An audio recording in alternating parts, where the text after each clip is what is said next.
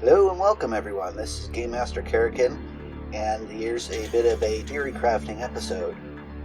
Today I am going to be talking about a theory about the origins of the Scrin, a theory that I'm calling the Paradox Origins.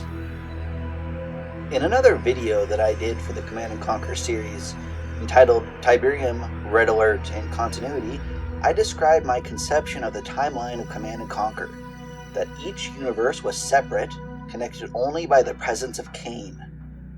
In my view, the series, Red Alert does not lead into Command & Conquer Tiberium series, and in fact branches out into its own universe. But, friend of the channel, Stefan from No Strings Prd has produced an equally interesting video on the continuity of the series, positing that it is possible that the flow of the universe goes from Red Alert 1, Tiberium Dawn, Tiberian Sun, and then Tiberium Wars, with the rest of the Red Alert series branching out into its own universe, given different outcomes in the courses of the games. I will put up a link to this video in a card about here, and in the description it might be useful to go and watch that particular video for more context in this timeline. Also, before watching this, it might be a good idea to watch Stefan's first video on when the Tiberium War began, for context that might be useful for the Tiberium side of the universe. Anyway, on to the main point of today's video. While researching a video for the Banshee Fighter bomber used by the Brotherhood of Nod during the Second Tiberium War, I, along with two other, much more knowledgeable Brotherhood operatives, Prophet of Redemption and PS1 Hagrid, came up with a potential solution to the mystery of the Scrin. Answers to where do they come from? What are they? And how do they know Cain? The basis for this theory, that I'm calling the Paradox Origin Theory, is the chronosphere that Albert Einstein used after the events of the real-life Second World War to change the past by killing Hitler. Anyone who has played through the Red Alert games knows what comes next. Russia, instead of Germany, launches the Second World War, and in the canon ending, is defeated by the Allies. They later incorporated into the G7 countries, according to this timeline, and after the events of the Tiberium meteor, become a founding member of the Global Defense Initiative. The First Tiberium War begins in 2019, and the GDI prevails, believing that they had killed Cain.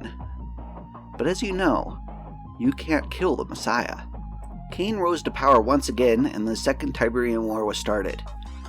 The canon ending is that GDI once again won the war, slaying Cain in the final moments and preventing his world-altering missile from doing its thing. But what if that wasn't in fact the canon ending? Have you ever wondered exactly what the long-term consequences of the world-altering missile would have been on humanity?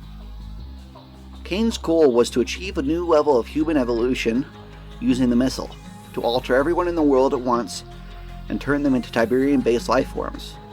His other goal was to ascend, and thus, Cain disappears from the planet after his victory. Life moves on, tens, then hundreds, then thousands of years pass as humanity evolves and shapes itself to subsist on Tiberium.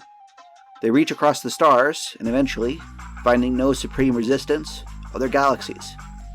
Eventually, they forget about Earth. They become the Scrin.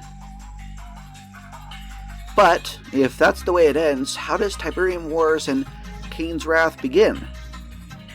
The answer is provided, just as in the Red Alert universes, by Professor Albert Einstein and his chronosphere. A secret technology since the ending of World War II, never fully utilized for whatever reason in the Tiberium timeline. The chronosphere is used just as Cain is victorious, to reverse fate and prevent Nod's victory, leading to the canon ending of Tiberian Sun. At some point in the interregnum period between the Second and Third Tiberium Wars, timelines merge, and the Scrin, with their vast empire, notice the Earth in the past, seed it with Tiberium, and eventually come to conquer Earth in Tiberium Wars.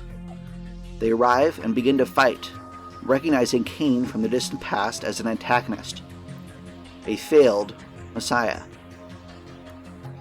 Inops theorizes that the Scrin choose planets with life on them to seed with Tiberium, waiting for the liquid T Tiberium explosion that tells them they are ready for harvesting.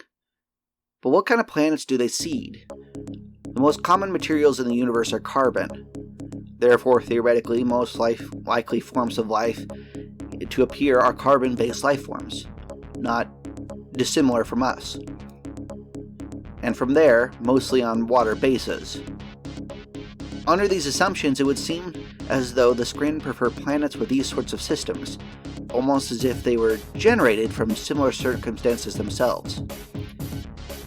Additional potential evidence for this comes from the fact that, for whatever reason, the Scrin seem to need life for their planting and harvesting process. If Tiberium can grow anywhere, why would they not just grow it on barren rocks in space and steal the minerals from those sources? No, it must be that Tiberium needs a life similar to that on Earth. Think about the earlier forms of Tiberium, changing local flora and fauna to Tib-based life to spread itself. Furthermore, it is speculated that Tiberium is actually a terraforming technology used by the Scrin to transform planets into their ideal environment. Their ideal environment, requiring carbon-based life, water bases, oxygen atmospheres, which when subjected to Tiberium, eventually covers the world in Tib radiation and ion storms, phenomena that only happens on planets with thick, plentiful atmospheres. The paradox origin theory, possible connection between the Scrin and humanity, time travel, and more, certainly make for a compelling theory. Here at the end, I unfortunately must list what I see as some potential weaknesses of this theory. The origin of the Scrin require a non-victory in the Second Tiberium War, and the Scrins are the ones that seed Earth with Tiberium. Then a paradox is created with no entry point. How does the Tiberium initially get to Earth, if there was no Scrin to send it? And if there was no Tiberium, there's no Tiberium War 2, leading to a problem, an issue with beginning the endless loop of the paradox.